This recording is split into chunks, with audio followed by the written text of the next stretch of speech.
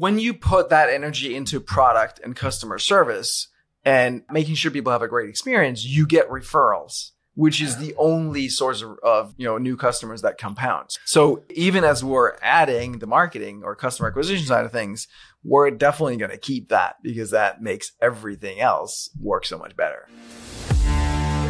Congrats on getting beyond $1 million. What got you here won't always get you there. This is a podcast for entrepreneurs who want to reach beyond their 7-figure business and scale to 8, 9, and even 10 figures. I'm Brad Weimert, and as the founder of EasyPay Direct, I have had the privilege to work with more than 30,000 businesses, allowing me to see the data behind what some of the most successful companies on the planet are doing differently. Join me each week as I dig in with experts in sales, marketing, operations, technology, and wealth building, and you'll learn some of the specific tools, tactics, and strategies that are working today in those multi-million, 8, 9, and 10-figure businesses. Life can get exciting beyond $1 million.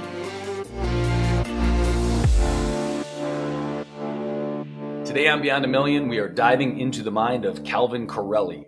Calvin is a super interesting, unique tech entrepreneur that built a software platform called Simplero. Many EasyPay Direct clients use it and are raving fans. The episode today is going to focus on how he is scaling that company. You're going to learn about how he pushes his vision through the organization to maintain product innovation and integrity at the same time. You're also going to learn about his customer feedback loop and how he actually extracts the next version of the product from the customers that are using it. And really, you're going to learn how the rubber meets the road in a software company to accelerate the path. Software development is one of the more challenging things to do in entrepreneurship. I can tell you that speaking from experience. But beyond that specific, there are lots of little nuggets in this episode. So I hope you enjoy it. Let's dive in. Calvin Correli, thanks for hanging out, man. Thanks for having me, man. Absolutely. It's good to see you. You are in town for Baby Bathwater, yes? That's right. Interesting group. Yes. Interesting group of people. Good events. Did you have fun? I did. Yeah, I had fun. This time I'm getting better and better in doing these events. So this time I didn't feel obligated to actually be part of the group or the events the whole time. So I just pull back and get some work done and do some, have some meetings, do some other stuff. Yeah. And then just re-enter the group when I wanted to. One of the things that I find interesting about that particular group, so there are all these, for Framework, there are all these sort of CEO entrepreneur groups out there, and they get dubbed mastermind groups. It's a terrible label for them, really, because it's like they're just events, right? Where you get to talk to people that are hopefully established entrepreneurs, and they all have different filters. And the filter for Baby Bathwater is really just the two founders and whether they think that you're a jackass or not. Or they think you're really interesting, right? So one of the founders, Lovitch, is a outspoken, irreverent human who I love. And one of the things he said very early at an event I went to, this is years ago, he got up day one and said, "Hey, listen, if you want to come in and listen to somebody talk, sit down and fucking listen to him talk." He's like, if you don't want to be here, get the fuck out of the room. Somebody else would like the seat. He was like, if you want to go out and drink at the bar while everybody's doing this and just talk and socialize, that's awesome. The event can be that for you. If you want to be outside working, do that. The event can be that for you. But if you want to be in the room, be present and be in the room. And I just thought that permission to do exactly what you just said is one of the cool things about the ethos of that group. Yeah. I find it very open. There's like the culture is definitely a lot of alcohol and other substances, yes, and like that party vibe, and people stay up till like 4 or 5 a.m. And then there's some of us who just go to bed at like 10, 11, 12 and stay sober and have a great conversations with people. Yeah, that's awesome. Well, and I also like that the permission is there to do that if you want. Exactly. Yeah. But there's no shaming for doing that. Yes. Yeah. Yes. Well, depending on who you're talking to. Cool. So give me some backdrop about, we've been talking quite often as of late about Simplero, which is your current venture and what you're doing. And I want to dive into that. But before we get there, why don't you give me kind of background on who you are, how you got there? Yeah, I was born into software. My parents actually got into computers back in the 70s. There are literally a handful of computers in the entire country of Denmark, where I'm from.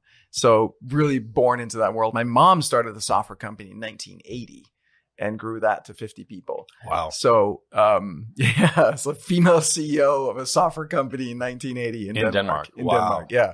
So it was like completely born into the world of software. I was, as a kid, whenever I was like given crayons to play with, I would sketch out user interfaces and software stuff. Like that's Crazy. how nerdy I was. Yeah. And so I got really good at the mental stuff, but I didn't get so good at the emotional stuff or the social stuff. Like I got crazy good at computers because I was terrified of human beings. Bullied in school. People would say stuff and then I would have feelings and I'd feel awful and I'd be like, go away. And so computers, on the other hand, I could tell them what to do. And if they didn't do what I wanted them to do, it was always because I gave them wrong instructions. I could find out what they were and fix it, right? I was in control. So it led to later in my life, like period 2003 to 2008 was like a very deep introspective period for me of learning to feel again, learning to open up my body, my heart, everything. And, therapy, coaching, spiritual teacher, all of that. And that eventually led to a moment in 2008 where I was like, okay, crap, what is it? What is my purpose in life? What am I here to do? And I sat down, wrote down some questions that I found in different books and asked myself those questions. And then it just leapt out at me. I'm like, I'm here to integrate spirituality and entrepreneurship. And that's it. And that's been true for me ever since. And I'm like, other entrepreneurs need to know this. Like they need to know their purpose and be aligned with their purpose in life. They need to learn how to feel and process emotions, right? Like the emotional roller coaster is like a cliche because we don't know how to deal with feelings. We just let them like ride us, take us places. Knowing how to deal with our minds and the mental, like thoughts and beliefs, and ultimately learning to be in the present moment and open our hearts. Because at the end of the day, we're doing business, but it's a game, right? What matters is relationships, starting with the relationship to ourselves. Like, damn it, I need to teach this to other entrepreneurs. I discovered Jeff Walker and Product Launch Formula and online courses. I'm like, this is great. I don't have to be in front of people. I can keep staying behind my computer and do this. And so I started doing online courses 2008 and quickly was like, hey, I think I can do better on the software. And that's how Simplero was born. Awesome. I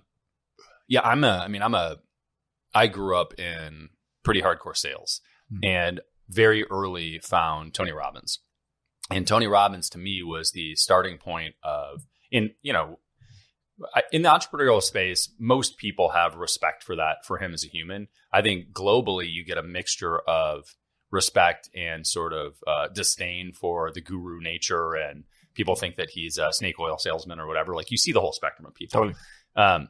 And my commentary generally with that is, look, anybody that's been around for 40 fucking years, clearly, and he's making a lot of money, clearly, some people think it's a very good thing.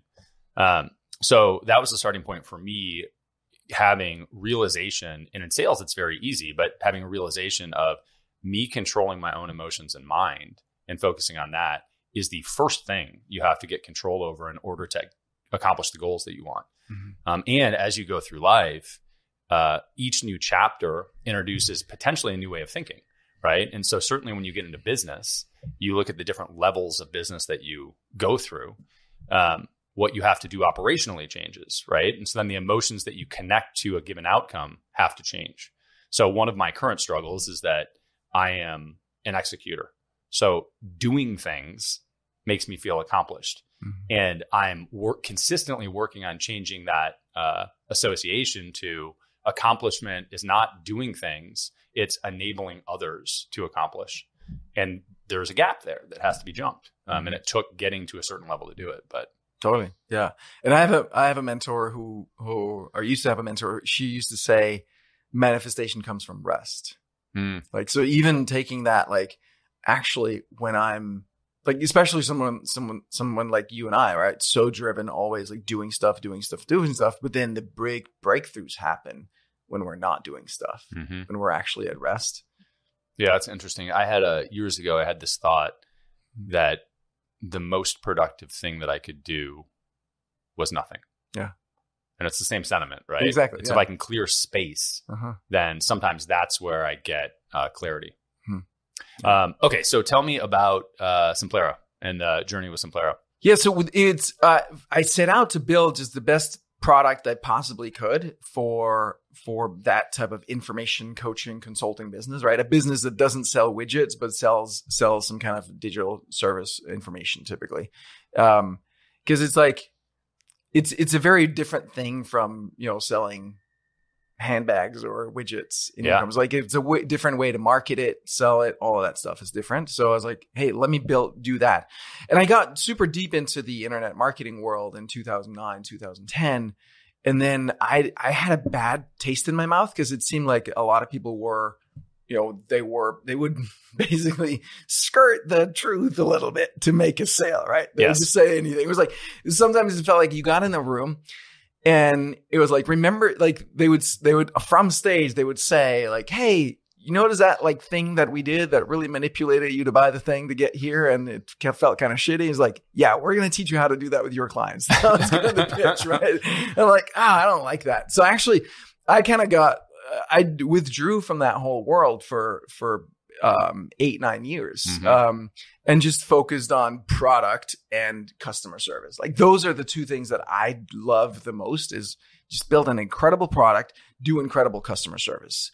Now, like if I were to do it over, I wouldn't have pulled out that hard. Right? It was kind of not a super mature reaction on my part at that time. I would have rather have stayed in and just be like, hey, you can totally be of integrity in that world, right? Yeah. Like just because other people don't have it, like, doesn't mean that you can't. So, but it got me to this point of like actually over 13 years, we've been just building the best damn product and offered the incredible product service and just neglected to tell anybody about it pretty much.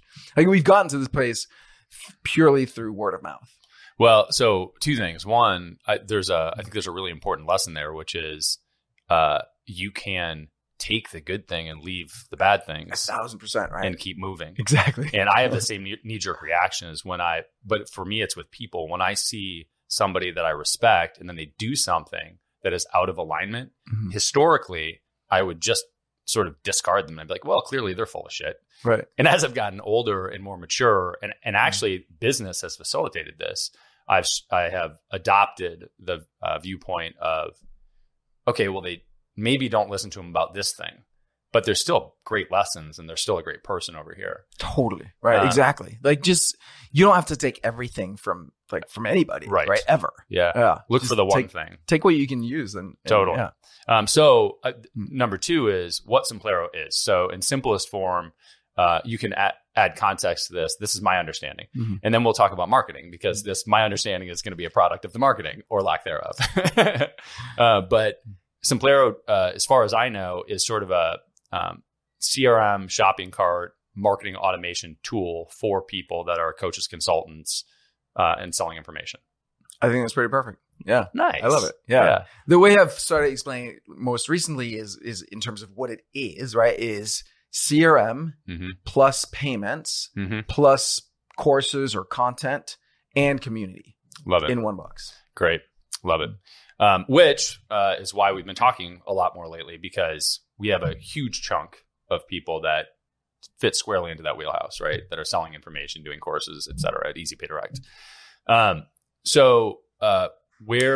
on that note, right? So this is where, again, because I'm a product guy, like I didn't realize that it's kind of a pattern of my life of like, I'll go into a cave and then I'll work hard and stuff. And then I'll come up and look around and be like, where's everybody at? Like, gotten from feeling inferior to being so far ahead of everybody else. I've done that over and over again.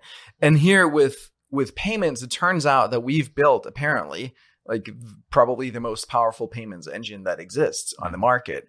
And I didn't know that that's what we did. I just built it based on customer feedback and just me being an engineer and a product person and be like, okay, what does it need to look at to be powerful? Yeah. And for clarity, in this case, we're talking about sort of what makes it powerful is the flexibility in recurring payments. Or installment payments. Right.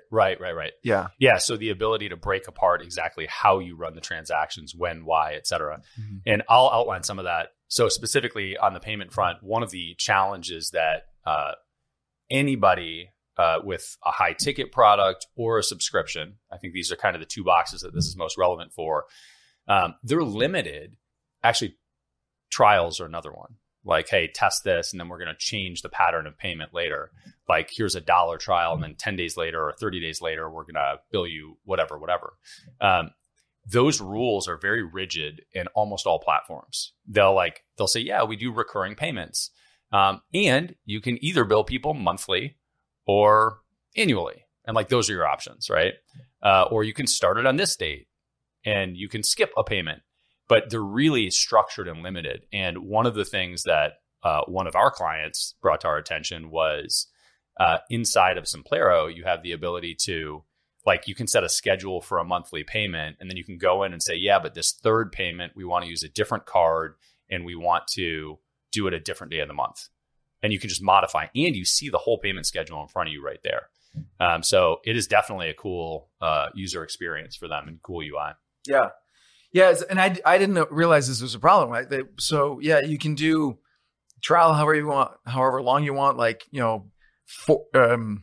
4 days or like 18 days, or like it doesn't matter, or recurring billing in different, like it's $97 a month for the first couple of months, and then it drops to whatever or increases, or you can do like any sequence of payments in a payment plan. Yeah. You can define all that stuff up front. You can do a custom plan for a given client, and the sales rep can easily do that themselves on the fly. And then on the accounts receivable, just like you said, change all the payments for a given client. Yeah. If you need to, and we'll still keep track of all of it. Yeah. So this is a good segue, because the reason that almost all recurring billing products are shitty is because, or limited, I'll say, is because most software developers, and we get software companies at least once a week that are looking for EasyPay Direct to do the payments for their platforms. So we have these conversations over and over and over and over about integrating payments into a platform. And so I'm speaking from a lot of experience with this. Most software developers take the laziest possible approach to integrate payments. And so what I mean by that is they'll take, and it's actually why Stripe has become so popular, because they look at Stripe's SDK, which is the software development kit, which for those that don't know is basically a bunch of snippets of code that you would put all over your product that would leverage Stripe's recurring billing, right? And Stripe's rule set. And then you're limited to whatever Stripe's rule set is. And the same thing is true with most payment providers, because they're not out to have a super robust, flexible, different option. They just want to facilitate the payment. So when people build these integrations, they're either doing that and leveraging like EasyPay Direct's recurring payments, which are functional, but not nearly as robust, right? Or Stripe's, same thing, functional, but not super robust.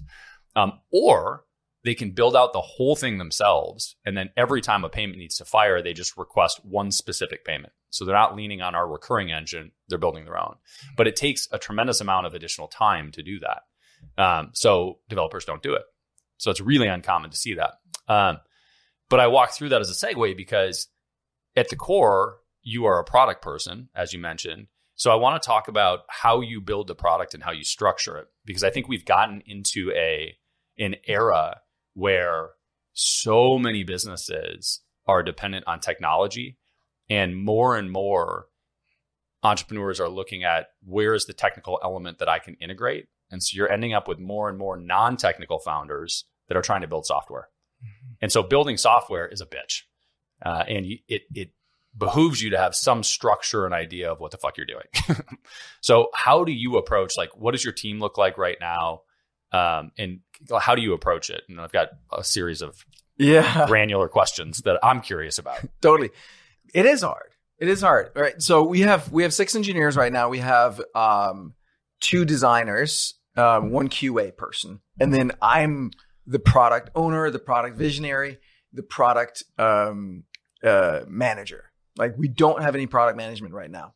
One of the challenges for me has been that, like, for me, it it always came natural because I've been doing it my whole life. And it took me a while to realize it doesn't come natural to other people to do what I do. So I was like pretty much the only person writing code for a very long time until I found this one guy who was genius, and he took over, and his brain kind of worked like mine. So he did really good work, and he basically took it over. Then he left to start his own company, and I was back to just me being the only programmer.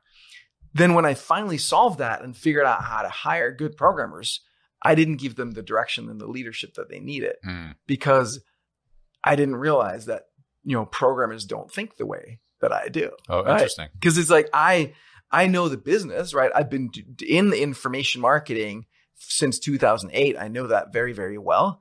I've been doing software my entire life. I've been, head of user interface. I love user experience and user interface. I've been studying that for years and years as well. And I'm the engineer, right? So I put all of that together in one head. But you get an engineer, they don't know user interface. They don't know the business, right? They don't know the business, the information marketing world. Right. So, and then I had a product manager for a while who, I made the mistake of making head of product. He was a great product manager, but then I elevated him because I looked at an org chart. I'm like, hey, we need a head of product. And all of a sudden he was making decisions that he wasn't qualified to make because he doesn't understand the business use case the way that I do or the engineering. So right now it's me doing that, and I'm very, very good at it. So I can do it very, very effectively with minimum time. But what it is that it's always listening to what people say they want or need, and then figuring out the right abstraction. And for us, we always think about like making it simpler. And it's really taking the time back to what we started about, manifestation comes from rest, or like not doing stuff. Wait till you know the right abstraction before you start implementing. Beyond a Million is brought to you by Easy Pay Direct. If you're an entrepreneur and you are still using a product like Stripe or PayPal to accept payments, it is time to find out why the largest names in your industry would never consider doing that. Check out easypayrdirect.com/BAM to find out more. Let me break apart this concept of abstraction and see if I understand it so other people can. When somebody, and this kind of ties to the notion of Henry Ford's famous quote, which is to the effect of, if I asked people what they wanted, they would have said a faster horse, right? When building a car. So the car in that case is the abstraction of what they're after. And what they're after is what they tell you is not necessarily literally what they want, but somewhere built into that statement is conceptually the outcome that they're after. And in software, and how you phrased it, you're using the term abstraction. Is that fair? Okay, cool. So you're thinking like somebody says, hey, this checkout page should do this. And your thought is, let me take some time and figure out what they're actually trying to convey to me and what problem I can actually solve. Right. Is that exactly? Is that right? They'll tell you like, I want a checkbox here, or I want this feature or whatever. And then you have to ask like, well, okay, what's the context? What are you actually trying to solve here? What is the problem? And really drill into that. And then you can be like, okay, good. Now I understand that. What is a more general solution that I come up with that's simple, that solves this problem and other related problems, and doesn't, screw us in the future? Because it's very, very easy to build a ton of stuff. Oh God. And now you have to maintain it. Yeah. Right? Now you have to like, now if we add this one, it screws us over here. And it's incredibly easy to do. So like now I don't let anyone tell my engineers what to do on anything unless it passes through me, unless it's like a quick, obvious bug. That's fine. Go fix that. But anything else, like I need to make sure and that we get the right solution for the problem. And then I coach my team to be able to do that. I'm going to hire a product manager, obviously. Soon, right? But I want to talk about that structure and framework because I think that it's something that when you dive into software, people don't have any grip on at all of how the team is supposed to be structured. But this idea of adding one thing on top of another, you end up with sort of a Frankenstein structure. And the term that I am becoming more and more familiar with is technical debt. Mm-hmm. So once you put these things in place, you don't have any choice but to maintain them or get rid of them.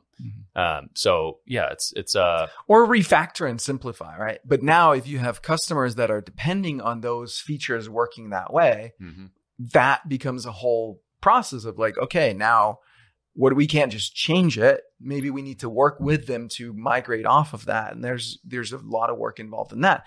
And that work pays off. Like I pay that price so that we can simplify the code going forward, right? But it is a price to pay.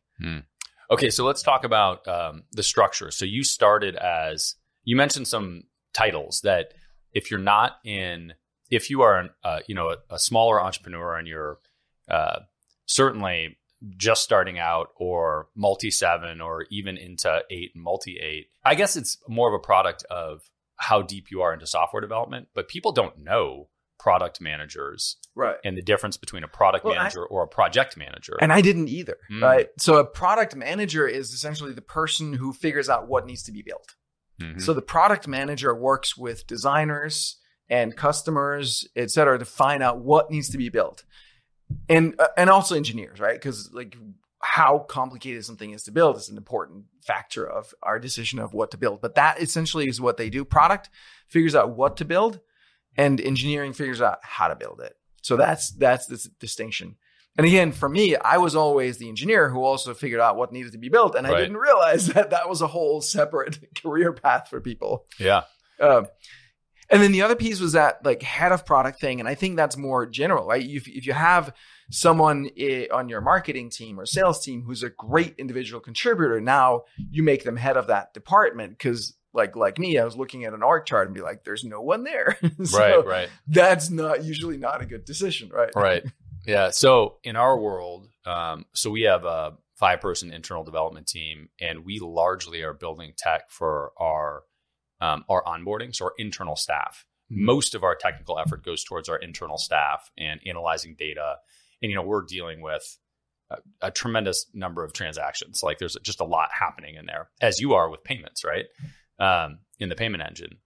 You're integrating for it. Anyway, different conversation. Yeah, I mean, we just have our system say who needs to be charged what when. Right. And we tell Easy Pay Direct or some other provider, payment processor, to like now go ding the card. Yes, handle each transaction. So anyway, we've got this development team, and we have 2 core things that have become very relevant. One is the idea of the product manager, and who's actually owning what direction we're going with the product and what the product should look like, what we're trying to create and when and where and how we do it.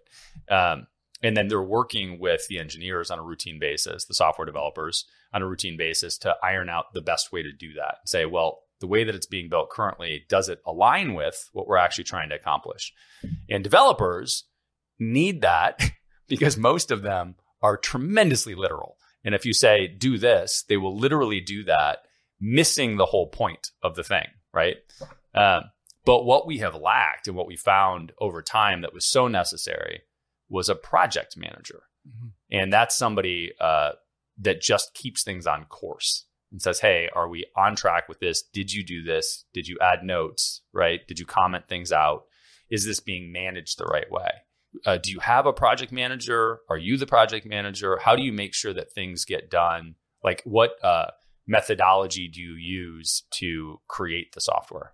I don't have an official project manager. I have some people on my team, my QA person, Liz, I lean on her to do some project management. My number 2, my chief of staff, does some project management for me there. It's a good idea. But what I do, like I might need to hire a project manager, actually. It's not a bad idea. But what I do is I'm really good at creating systems and automation. So what I have, we use Linear to manage the workload on our product team, our engineering team, and which is so much better than Jira. I don't know if you guys are using Jira. We are terrible. Everybody hates it. There are websites dedicated to how terrible Jira is. I was so blessed that I found Linear. Interesting. It's so much better. Yeah, it's actually a joy to use. So we use that tool. It's similar in the way, like it's just a to-do management system, but it's specifically for engineering, and it integrates with GitHub and things like that, which makes it really cool. But then what I have my engineers do a daily project update in Slack. So we have our standard. We have engineers all over the world, so different time zones. So we don't do a daily stand-up meeting, but I have all my engineers in the beginning of the day do a stand-up check-in, and then at the end of the day check out. So here's what I plan on doing today. Here's what I'm blocked on, and then at the end of the day, here's what I got done. Here's what I plan on doing tomorrow. And here's what I'm blocked on. I love it. So they post that in Slack every day. And it gives me a tremendous, at a quick glance, I can just see what's going on and I can drill down and stuff, right? Is that in one channel? Like this? In one channel. Stand-up engineering channel. Love it. Yeah. Yeah. And I do that for my marketing team and my sales team as well. Same format. That's great. Yeah. And then what I've started doing is a project status update. Precisely for that reason, to keep my engineers focused on, hey, we're not just doing tasks, we're actually accomplishing projects. So I have them do at the end of the day, for each project that they individually own, whether they did the work, they're the ones doing the actual work or not, there's a project owner and they post, all right, here's what was done today. If anything, even if nothing's done, I want to see a project report, right? Yes. Here's what was done today. Here's the next step that's going to be done, like the very next thing tomorrow when I pick it up or when somebody picks it up. This is what they're doing. Course of action is like at a high level. What are all the things that need to happen to completion? Most days they can just copy paste from yesterday's report, right? So because it doesn't change, but I still want to see that report pushed to me in Slack. So course of action to full completion and their current estimated completion date, given workload, vacation, everything else, like a specific date that they think this is going to be done. And then again, anything that's blocking for this project. And that lets me at a glance see, like that date is not going to fly or that's not realistic given the course of action or other things that I know. And then I can course correct. I love that. So I want to ask you about kind of overarching planning for this because you just went into it. But I also want to highlight when I think about, you hit on all these things. When I think about project management, we live inside of Asana, which I have mixed feelings about, but is functional enough. And honestly, the pain of moving is the thing keeping us there. Classic. Yeah. But I think about the purpose of project management tools for me is describe definitively what it is we're trying to accomplish, have visibility from all parties involved, and have accountability. And there is one owner and one date associated, and that owner is responsible for that date, whether the dependent tasks are theirs or not. And we do not ever change the ownership of a given thing unless it's being definitively changed. So you don't hand off a project or a task. You create another one that's a dependency. Because that prevents people from throwing the monkey on somebody else's back. There is not a situation in our world where it's acceptable to say, oh, well, I'm waiting on blah, blah, blah. That's why it's past due. No, this is your date, your deadline. And inside of the construct of project management, that's it. One person, one date. Everything else, that's full accountability. I love the check-ins on Slack or whatever mechanism you have, but that visibility, even when there's no progress, is so important. Because that visibility element of project management, if you don't look at it, it's not valuable. Mm-hmm. And so if you force people to give a check-in and just say, yeah, we didn't do anything on this today, we were focused on XYZ, fantastic, right? Yep. That's great. No, I know. But we don't want to lose visibility of it. Yeah. Yeah, that's super cool, man. And for me, most of these projects, like Linear and Asana allows you to set a weekly cadence where you get project updates to you. I want it daily. Like for me, it's just not. I love that. Yeah. It's not. A week is like too long. Yeah, totally. Right. To not know that we're off track or something's going on. Yeah. Also, if a week passes and there's an oversight and somebody doesn't give the update that week on nothing happened here, then that can turn into 2, 3, 4 weeks because it just falls off the radar. If it's every day, it's easier for people to maintain that top of mind mentality for something. Mm-hmm. And we use Asana for actual project management, but we use Jira for all engineering related projects. Until now, until maybe Linear. Which, by the way, when our CTO hears this, he, unlike me, is immediately checking out all new things. He's always digging into anything new, and it's a distraction totally at times. But it's also the way that you uncover huge competitive advantages. Right? It's like, oh shit, this new thing came out that solves all these things we've been struggling with. Totally. It warrants time. Yeah. Right. One thing I want to add is the creative process that I think a lot of people overlook when it comes to product software engineering. It's a very creative endeavor, like on every level, both in terms of product, what do we build, and engineering, how do we actually implement it? Both are very creative endeavors. So it's important to, when you project manage it, you can't just push, because then people are just going to do whatever the best idea was at that moment. So being willing to be like, hey, we really want to get this done. I just haven't figured out what the right way is yet. So I'm not going to move on it. I'm going to let it steep. I'm going to let it sit. Yeah, I would love to be able to complete this right now, but I'm not going to complete something where I don't have that feeling in my gut, like that clarity that this is the right way to do it. I love that. Yeah. I mean, look, there are a lot of directions we could go with that, but in general, how do you approach that from a management perspective? So let's say you have this project that you're trying to pursue, you've got some clarity and outcome. And as you start to go down the path, you've got a list of independent tasks to accomplish that end goal. Does an engineer just not work on the thing while they're thinking about it? Does the deadline move? Is that part of the daily update in Slack? How do you interact with that relative to creating the space to have flexibility to change? Yeah, so that particular thing is mostly where I'm involved, right? That's my role, is to figure that out, because the engineers don't have there might be something that's purely engineering related, but most of when it gets to engineering, it's pretty clear what needs to happen, or they'll start down some path and I'm like, no, this is not the right way to go. Like something about this feels off. Like, let's explore some alternatives, and I'll give them some ideas, or have them come up with some ideas, or I'll just be like, go in and pull up the code editor and try some stuff out. I literally did that yesterday. They were like coming up with a solution. I was like, no, too complicated. There has to be a better way. So it mostly happens at that level that involves me. Let's back out to kind of overarching goal setting, planning, longer time frames for projects. I want to add to this is like, again, I've been so focused on my own product and customer service and my own business. Like, I recently started opening up and looking out at what other products exist. Yeah. And I'm like, it just like, it dawned on me. I don't know if this resonates for other people, but I'm like, holy crap. Like, I'm really world class when it comes to creating software. And I didn't know. I had no idea. So it's kind of exciting to experience that. Well, we definitely have gotten really good feedback from a few noteworthy clients that use the platform that are raving fans. And it is hard to create raving fans for any software, but specifically a software that has the complexity necessary to run a business. So I can say that about your product for sure. So how do you create that is the question, right? So we talked about sort of granular task management, the team that you have in place for it, backing out a little bit to saying, hey, this is a particular project we're trying to accomplish, which might be building a feature into the software.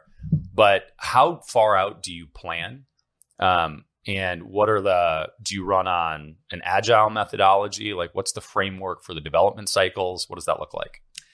So I have the sort of the master vision in my head of what the product wants to become, which is not like necessarily super detailed, but it's more directional. And I communicate that with people, but I don't expect them to hold that vision to that level that I do. But it's kind of always evolving in my head. So that's the long-term, high-level version. And then when it comes to the actual work that we're doing, I've mapped out the next, let's say 2025 projects in linear. And then we're addressing, we're working on probably 10 of them in parallel, because some of them are just like, okay, get it done. And others are, still needs some of that creative time of men like figuring out what it is, of becoming clear, then we're not using any formal agile frameworks or methods. Interesting. Yeah. I find that they're like, it's just actually being agile, right? Like, and staying close to the team and the people and the code. And it's just, okay, day to day, like, you know what you're working on, you know what you're not working on. And then we see how it progresses. And then do we need to make some adjustments? All right, you know what, put that on hold, go over there, help that guy. Let's get that one across the finish line, you know?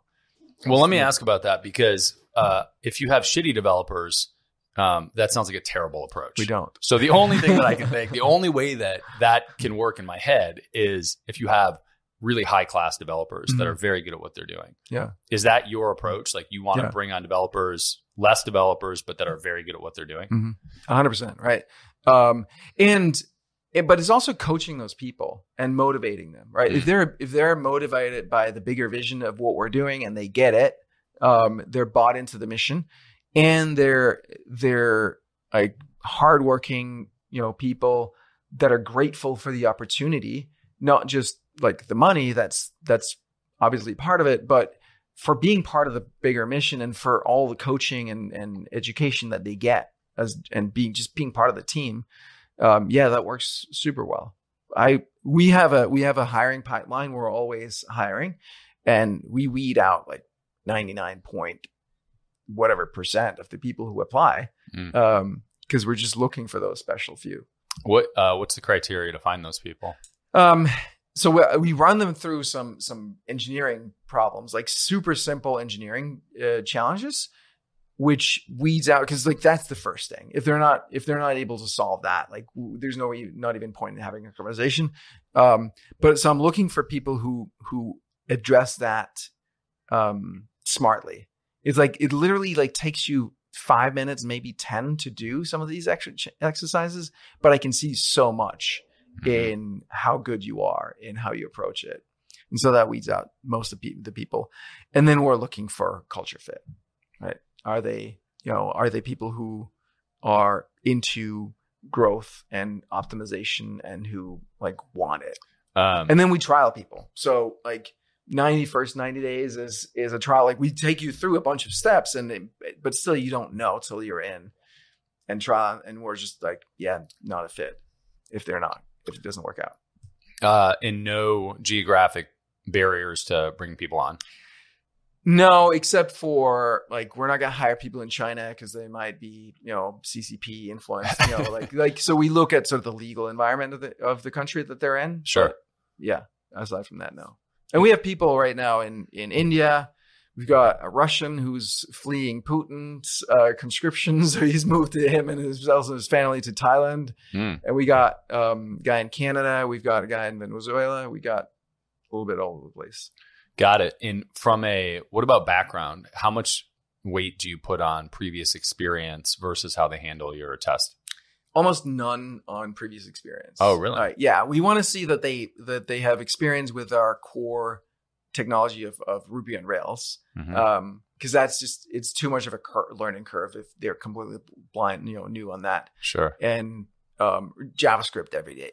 Everybody has to know JavaScript these days. But aside from that, not really. I tend to go after people who are who've been coding their whole lives and who have hobby projects. Like people who love coding so much they actually do it in their free time. Those are the kinds of people that I want. Like that was me, right? I will say I hired a guy recently who was a doctor and then transitioned into coding later, only like a few years ago, and he's doing phenomenal. Like he's definitely more junior on the programming side, but he's so motivated and so hungry, and he has all like where I got most programmers, I think, get really, really good at programming because we're emotionally broken. He wasn't, right? And so that adds some other advantages to have an engineer on the team who's not actually emotionally broken. So that's interesting and makes sense to me. Yeah.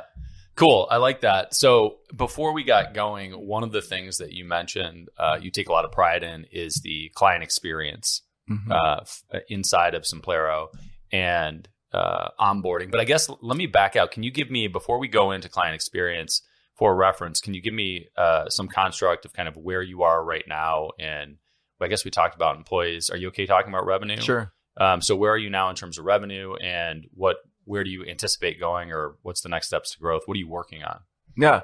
So team size about 30 people, revenue 4 million. And my focus right now is building that customer acquisition engine that allows us to consistently get customers, because we're virtually unknown in most of the world. We're more known in Scandinavia, where I'm from, just because that's where I started and had the biggest network. And so Sure. more people heard of us, because that's the only way that people pretty much hear about us is through word of mouth.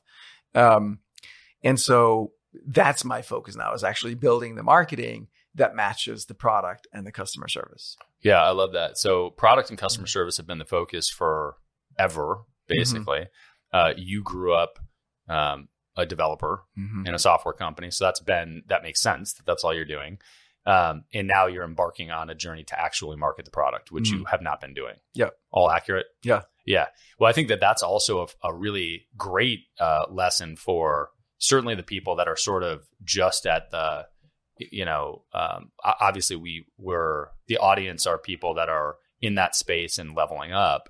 And there are definitely people that are brand new entrepreneurs that listen, and at sort of every threshold on the way to that number, people look at it and think, what am I supposed to be doing right now? Right? Do I have to everybody wants to have this perfect system. I shouldn't say everybody. A lot of people have in their head this notion of other businesses have it all together and they're all perfect.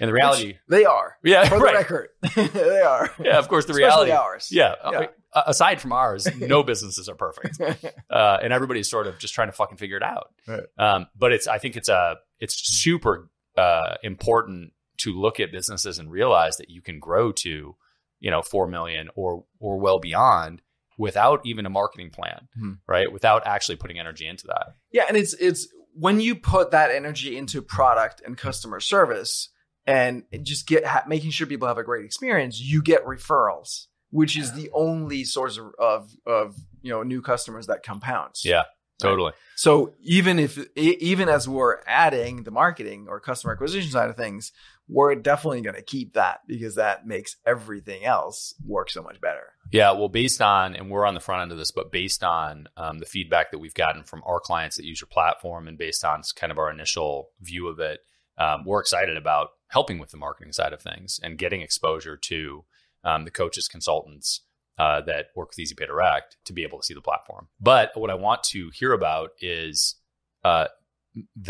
what that customer service or client experience looks like, what the elements are, how you built it, what's great about it that allowed you to functionally get your business to a notable size without any marketing. Mm-hmm. Yeah. So in all honesty, actually, our onboarding experience wasn't that great. So new customers come into the platform. It has all of these features and tools, and it's like, I don't know where to start. So that problem we haven't been that great at. What we have been outstanding at is whenever people reach out, we treat them really well, right? We listen carefully to what they're asking for, and we give them a thoughtful answer.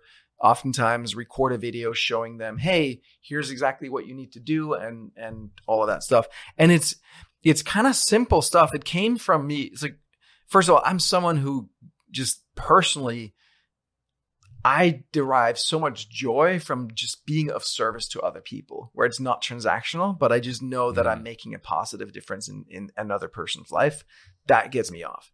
And if I can really relate to that person on the other side and be human, that I enjoy that. Flip side, I enjoy receiving great customer service also, right? So it's really something that I'm passionate about. And so in the beginning, it was me doing that customer service. And I would just be like, hey, Brad, that makes sense. Yeah, I see what you're saying. You know what? That's actually a little confusing how the product works. Let me go change that. And then write back and say, hey, now I changed it, right? And so, and we like to do that whenever we can, of like, hey, if there's something that you're struggling with that's clearly something that is just unclear, we could do better, or it's a great idea and it's a small effort to implement it, we can do that right now in like 30 minutes. Like, let's just do that. but the whole thing is about empowering the people on the team, now that it's not me doing it, but empowering the people on my team to relate to our customers as a human being. And it's not natural for most people to do, right? It's weird. Like once you start to speak on behalf of a company, people want to start talking like, we apologize in advance for any inconvenience, like talk like robots or something. Yeah. And yeah, it works. Yeah. We have a theme in our office, which is be professionally relaxed. And it starts from the beginning of training and is the through line, because the last thing that I want to be as a financial institution is perceived as a financial institution. And actually, let me say that a different way. I definitely like the perception of a financial institution, but I want sort of fintech, not traditional banking. Right. I don't want the stuffy canned responses. Totally. Right. And nobody really wants it. What people want is nobody. Does, right? What people want is respect, comfort in knowing that there's credibility in the response. People know what they're doing and that they're going to be able to take care of you. But then they want relatability, right? They want somebody that they can just communicate with. Yeah, I love that. So and empathy, right? Like, hey, like people write oftentimes when they're angry or frustrated or scared, and seeing that, like, and usually if they come off as angry, it's because they're scared underneath. Or some other emotion. So just acknowledging that, like being, seeing through that surface to, hey, there's a person there that's actually really struggling. Let's see if we can help them, feel heard, seen, respected, calm down, so that we can, but not in a patronizing way, in an empathetic way, so that we can solve the actual problem here. And in general too, is like, we treat our customers as if they're actually smart, intelligent people and not like, right. Which is, I don't know. I sounds pretty obvious, but I think a lot of times we've all had the experience that the customer service rep is responding to us as if we're morons. Yeah. Right. And like, no, yeah, I tried that. Right. And if it had worked, I wouldn't have reached out to you. Right. And on that note too, of we make an effort to give a complete answer, even if we got an incomplete request. Right. That back and forth, we're like, you say something and like they need to hear from you again, and then you need to write, like that's so annoying. Yeah. So we built a lot of tools into the platform that allows our customer service reps to figure out what's going on, even if you didn't tell me. So for example, if you submit if you reach out to our customer service people about like something, like it won't do the thing, and you're not telling us what it is that you're working with, they can see the last 10 pages in the app that you visited. So they can try to, it's probably awesome. That thing. And they can and a bunch of other tools that we've built so that they can try to figure out what you're actually asking, even if you're not asking it. Very cool. I love that. We have one of our core values is we make things easier, and we explain in our basic training what that means. And one of the parts of that is we do things so that other people don't have to, even if it takes more time. And your frame of one of the things I'm about to say is we give complete answers even when people give incomplete questions. And so we go through a couple examples of this in our basic training. I love the parallel here, which is if somebody sends you a 1-sentence response and it doesn't make sense to you, don't respond to them with a question mark, or that's my least favorite thing in current text communication. Fuck off with your question mark. What does the question mark mean? Instead, you respond and say, hey, I'm not totally clear on what you're asking, but if you're asking this, here's an answer. And if you're asking this, here's another answer for you. Exactly. And it takes you a lot more time as the support person. But really, it's the Stephen Covey quote of, with people, fast is slow and slow is fast. If you take your time on the front end, you're going to reduce the amount of back and forth, which reduces the ultimate friction, frustration, etc. And hopefully that's ultimately faster. Yeah. And then there's the culture of actually giving a damn, right? Sure. Which really helps too.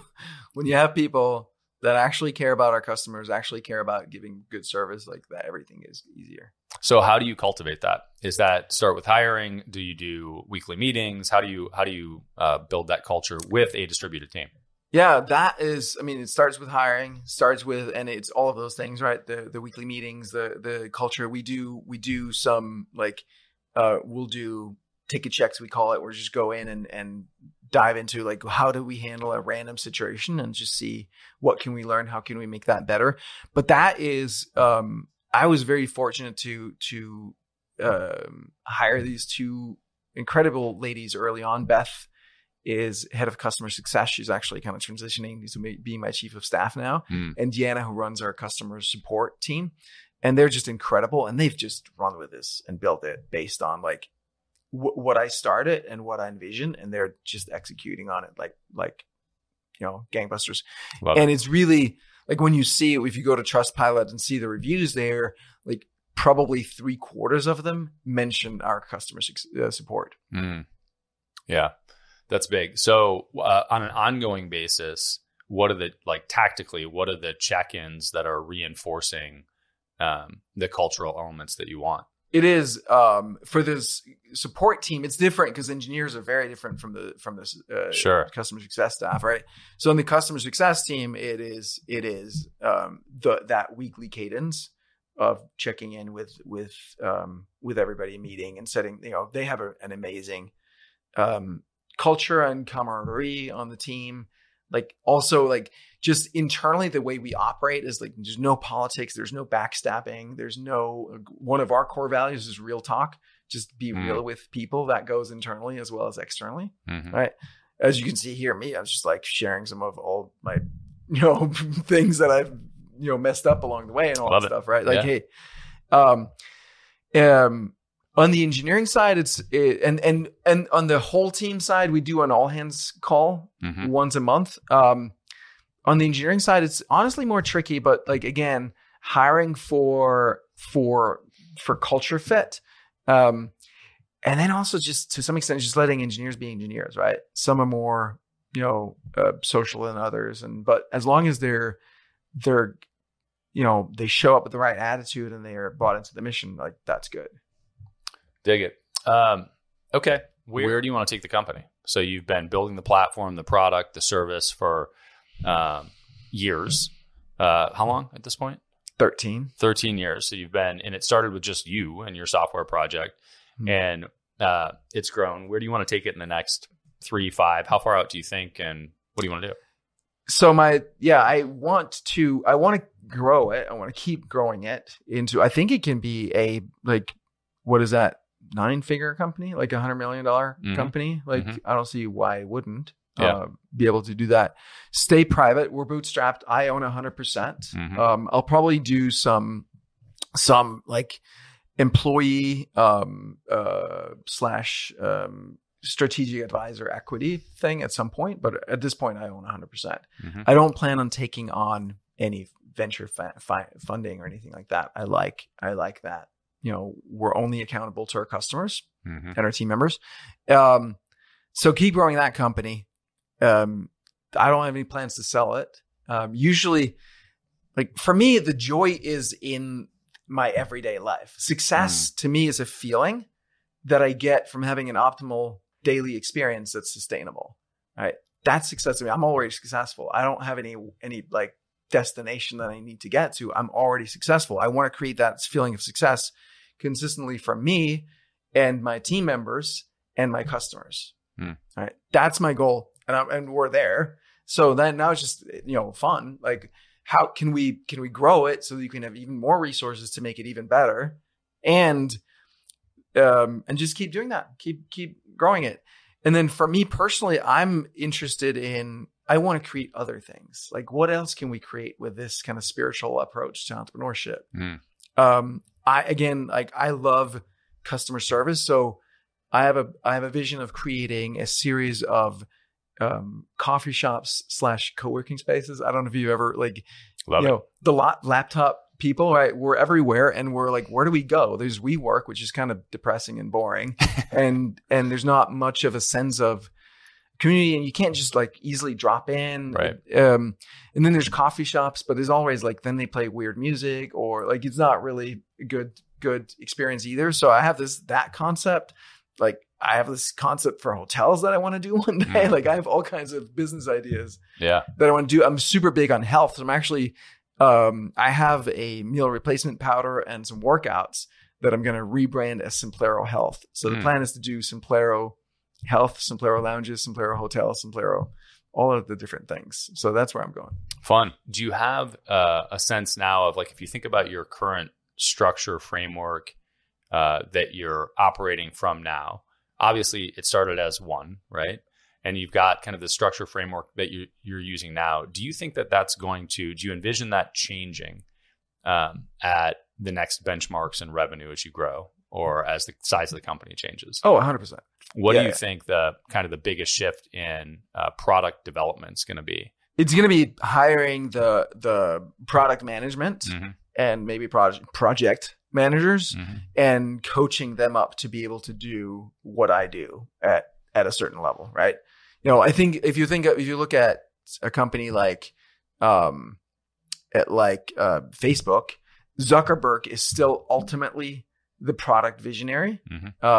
If you look at, Elon Musk just bought Twitter, Elon is the product person at Tesla as well, right? So he has obviously a bunch of product people at each of those companies, but at the end of the day, he is the ultimate product visionary, product person that says, this is where we want to go. So I envision that always being the case, but having that, middle layer that I can coach up in thinking the way that I do, so they can handle most of it. And I only need to set the high level direction. Dig it. Well, I know that we both have things going on here very shortly.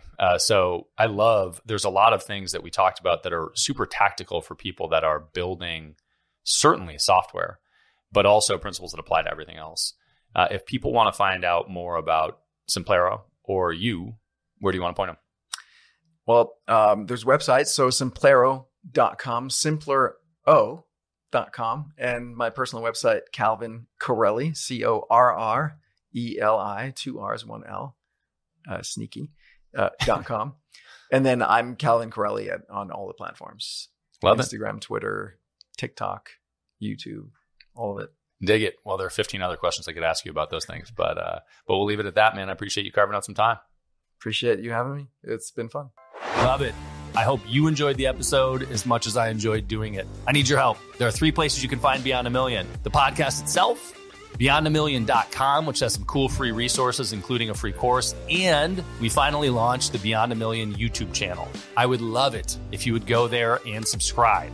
And if you don't want to, you still would probably enjoy seeing the visual content. Check it out, youtube.com/@Beyond a Million.